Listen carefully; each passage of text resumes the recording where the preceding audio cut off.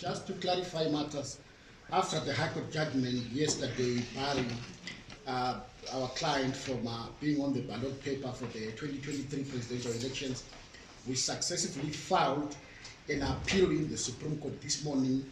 It is under SC 387 of 2023. The net effect of that appeal is to suspend a High Court judgment. What does it mean? What it basically means that is his status is reverted back to the time before the litigation by Lapdoc Mangwana was instituted, meaning that he remains on the ballot.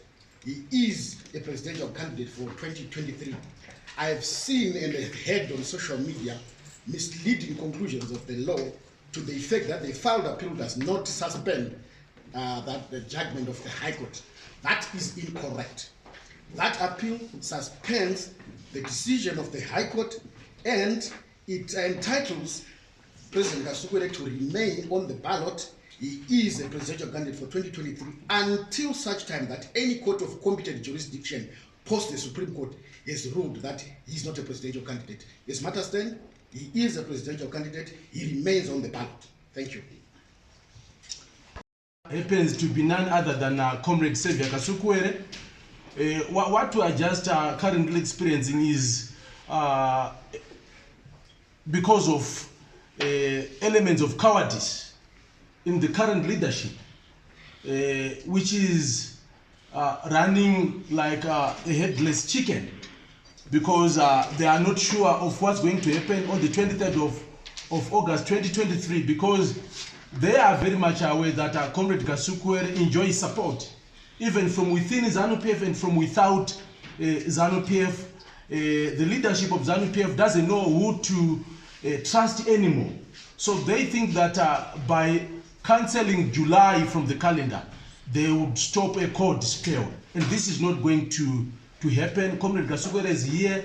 His foot soldiers are on the ground, within and without the party, and we are forging ahead. And we would want to say to the people out there, don't be distracted. Keep focused, continue mobilizing, get to the ground, speak to the people according to the 15 commandments as was laid out by the leadership.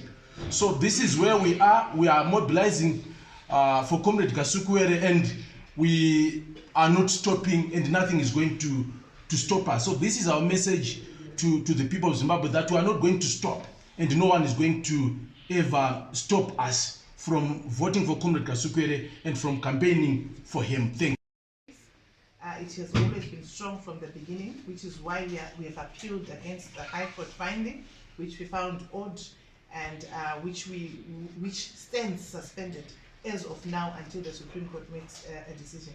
Once we respect our courts, we believe that if indeed there is fairness and justice in the way this matter is going to be determined, there is no reasonable appellate court which can sustain the finding of the lower court, which is the High Court.